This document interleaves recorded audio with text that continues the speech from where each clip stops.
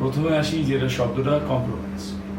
এই যে কম্প্রোমাইজ শব্দটা, এটা তখনই আসে যখন তার প্রপার সেই যে জিনিসটা সে এখানে অ্যাক্টিং হোক বা মডেলিং হোক তার সম্বন্ধে তার যখন প্রপার নলেজ থাকে না, তখনই সামনে অপোজিটে যে লোক থাকে সে তাকে সেই জন্য কম্প্রোমাইজের জন্য বা অন্য কোনো কারণের জন্য তাকে প্রশ্ন করতে পারে বা বলতে পারে।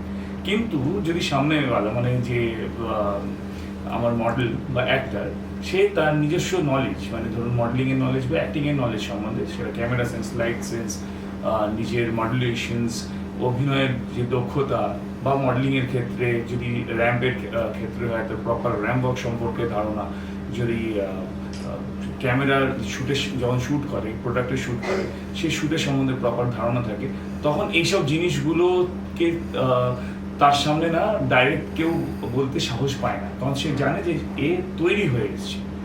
এই তৈরি হয়ে যারা আসে না, তাদেরকে এইরকম প্রশ্নের সম্মুখীন হতে হয়, এইরকম পরিস্থিতির সম্মুখীন হতে হয়। হ্যাঁ, আমরা জানি এইটা একটা ওপেন ট্রুথ যে আমাদের ইন্ডাস্ট্রিতে এইরকম ধরনের প্রশ্ন করা হয়। এবার সেই প্রশ্নটা বিভিন্ন রকম, আমি আমার নিজের মডেলিং জীবনে বলছি, এমনি হয় না বা হয়নি এটা এইরকম ধরনের নয়, নিশ্চয়ই এইরকম ধরনের প্রশ্নের সম্মুখীন করতে হয়।